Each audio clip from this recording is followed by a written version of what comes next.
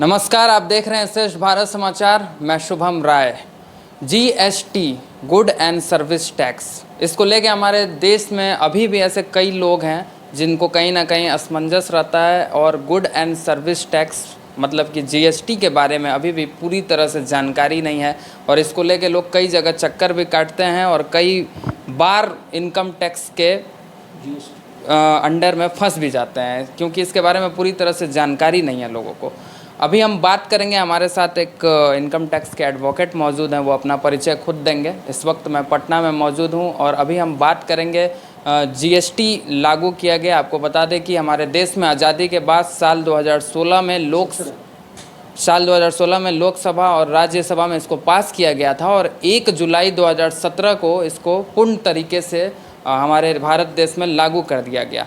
इसके बाद कई लोगों की अपने अपने राय भी सामने आई कि जीएसटी लागू करने से आम नागरिक को भी परेशानी हो रही है। कुछ लोग कहे कि इसका बहुत फ़ायदा है। तो आइए आज हम इनसे ही बातचीत करेंगे। हमारे साथ मौजूद हैं, इनसे हम बात करेंगे, पूछेंगे कि जीएसटी साल 2017 में लागू हुआ, हालांकि ये एडवोकेट भी इनकम टैक्स के, तो ये बताएंगे अपने अनुभव से कि इनका जीएसटी को लेके क्या विचार है और इसके क्या फ़ायदे हैं और इसमें और भी क्या सुधार करने की ज़रूरत है। नमस्कार सर, बहुत स्वागत है। Thank you. मेरा नाम अरुण कुमार सिन्हा जी, एडवोकेट। सर बताइए कि 2017 में जीएसटी लागू हो गया, तो इसको आप इसके कितने बेनिफिट हैं और क्या कुछ फ़ायदा है और क्या नुकसान है और क्या सुधार किया जा सकता है? यह कानून वैट सर्विस टैक्स की जगह पर जीएसटी कानून एक रूपता में लाया गया और इसमें 2 रिटर्न शुरू में व्यापारियों को कहा गया कि फाइल करिए GSTR-1 और GSTR-3 भी। GSTR-1 में डिटेल जो भी जिससे वो आउटपुट टैक्स कहते हैं उसको, जिसको बेचा गया उसका डिटेल जाता है और GSTR-3 में जो हम बेचे उस पर टैक्स जमा करना पड़ता है। क्लियर हो गया? देयर इज़ नो डिफरेंस, मतलब कि डिफरेंस यहाँ यही है कि GSTR-1 में हम जो सेल करते हैं, जो आउटपुट है उसमें जिसको मैंने बेचा उसका डिटेल जाता है और GSTR-3 में जो बेचा उसका हमको टैक्स जमा करना पड़ता है वो। ठीक। अब रही बात कि इसमें समस्याएं क्या है। सरकार का तो उद्देश्य था कि इससे कर की चोरी रुकेगी और भी बहुत सारे फैक्टर थे कि सरकार का रेवेन्यू बढ़ेगा। इसमें बहुत कुछ तक सरकार कामयाब भी रही। लेकिन दूसरी बात यदि देखी जाए तो इसमें कुछ व्यापारियों को तकलीफ भी हुई, क्योंकि आदमी का एक नेचर है कि वो गलती करेगा। प्रारंभ में तो GSTR-1 या 3B में कोई सुधार का मौका ही नहीं दिया जाता। यदि आपने गलती फाइल कर दी तो आप उसको सुधार नहीं सकते हैं। लेकिन लेटर ऑन बाद में सरकार ने सोचा तो फिर GSTR-1 में आप नेक्स्ट मंथ में या आपका यदि क्वार्टरली रिटर्न है तो आप नेक्स्ट क्वार्टर में अमेंड कर सकते हैं। लेकिन 3B में अभी तक अमेंड का कोई प्रोविज़न नहीं लाया गया। इससे व्यापारी लोग को पर समस्या आ रही है। अभी साल 2023 में अभी हाल के दिनों में कुछ नया कानून भी है। हाँ, 52वां संशोधन काउंसिल का मीटिंग हुआ। इसमें कहा गया कि जैसे आप अपील फाइल करना था तो उसमें है कि 3 महीना तक आपको लिमिटेशन है और 1 महीना का कॉन्डेनेशन कमिश्नर कर सकते हैं अपील। लेकिन उसके बाद आपका कॉन्डेनेशन पर कोई विचार नहीं करता था। लेकिन ये इस काउंसिल के मीटिंग में जो 21 तक मतलब कि 23 तक आपका यदि कोई अपील पेंडिंग है, आप नहीं फाइल कर सकती है किसी भी रीज़न से, तो अभी आपको मौका दिया गया है कि आप 2024 तक अपील फाइल कर सकते हैं। ये पहला ये इस बार आया है इस काउंसिल के मीटिंग में। और भी कुछ अच्छा, सर विलम्ब से अगर हम रिटर्न फाइल करते हैं तो हमको किस रकम पे ब्याज तो इस पर जो भी आपका टैक्सेबल अमाउंट है, यदि आप उस पर आपको टोटल इंटरेस्ट देना होगा।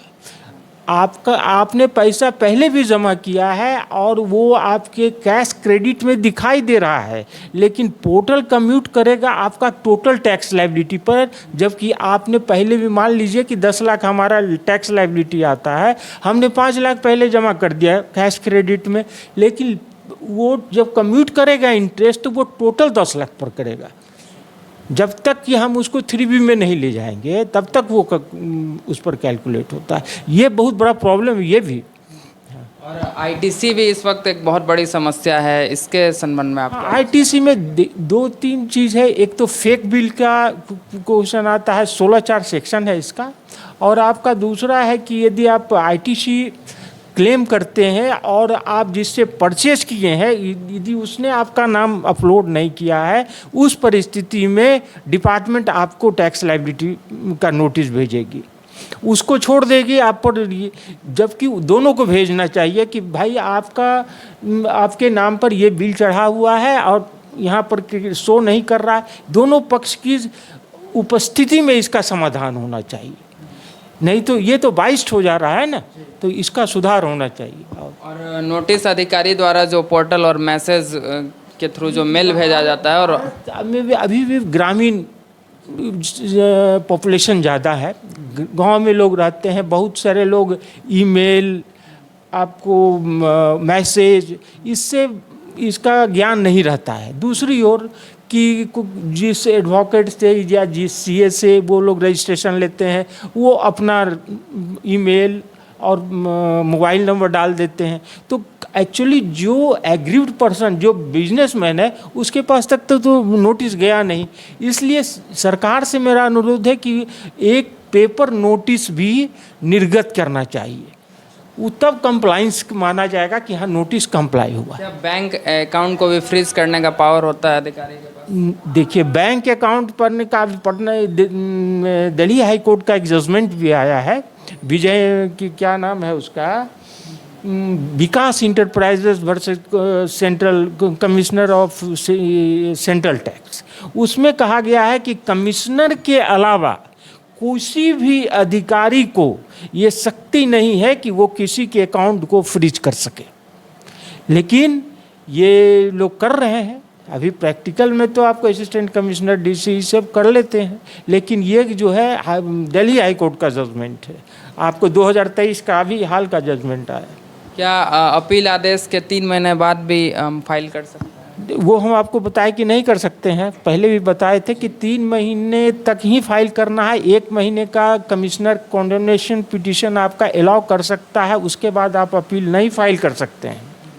तो ये तो एक्चुअली नेचुरल जस्टिस के खिलाफ है, प्राकृतिक न्याय है कि आप विलम्ब से कर रहे हैं, तो यदि उसका कारण उचित जाना पड़े तो उसको अलाउ करना चाहिए, उसको एडमिट करना चाहिए। लेकिन जीएसटी में है कि वो नहीं करेगा, उसका पोर्टल ही काम नहीं करने देगा, तो ये भी सुधार होना चाहिए।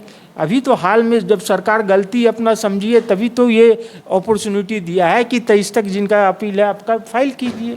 क्या ट्रिब्यूनल की भी गठन होनी चाहिए? ट्रिब्यूनल तो अभी आपको यदि अपील का और नहीं है तो आपको सीधे हाई कोर्ट जाना पड़ता है, और हाई कोर्ट में जा कर के आपको रीट या अपील करना है। बीच में ट्रिब्यूनल क्या है? ट्रिब्यूनल है कि जो आपका अपीलेट अथॉरिटी है गवर्नमेंट का, जिस डिपार्टमेंट का, और हाई कोर्ट के बीच का एक लॉ डिपार्टमेंट के द्वारा गठित संस्था है। वो डिपार्टमेंट का नहीं, लॉ उसको गवर्न करता है ये लॉ मिनिस्ट्री, उसको डिपार्टमेंट से कोई मतलब नहीं।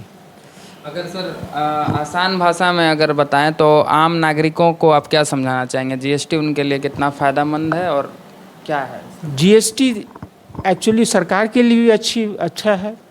आम पब्लिक जो टैक्स देते हैं उनका भी सरकार के फंड में जाता है, जो पहले वैट में नहीं होता था। पहले साठ-गांठ करके ये सब में बहुत ज़्यादा सरकारी फंड जो है उसका हनन होता था, उसको तो रोका गया है, जो सही है वो यह है। अच्छा, लेकिन के इतने साल हो गए, अभी तक ये क्यों नहीं लाया गया? मतलब कौन लोग थे? बहुत पहले से इस पर चल तो सन 2000, हाँ, मनमोहन सिंह भी लाए।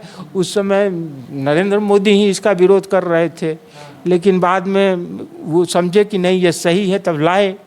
तो इसका तो एक्चुअली सूत्रधार माना जाएगा तो मनमोहन सिंह को अभी, लेकिन ये लाए हैं तो अभी क्रेडिट तो इन्हीं को। विचार हो रहा था लेकिन लागू प्रधान सूत्रधार तो वो है, और एक्चुअली वो इकोनॉमिक रिफॉर्मर थे। ऐसा मनमोहन सिंह विद्वान आदमी तो थे, इसमें कोई दो मत नहीं। अब जो भी उनकी परिस्थिति वो तो पॉलिटिकल चीज़ है। ये आप सुन रहे थे जीएसटी से रिलेटेड क्या कुछ जानकारी है, सारा कुछ सर ने बताया। और इसी तरह की और भी जानकारी के लिए देखते रहें श्रेष्ठ भारत समाचार। नमस्कार।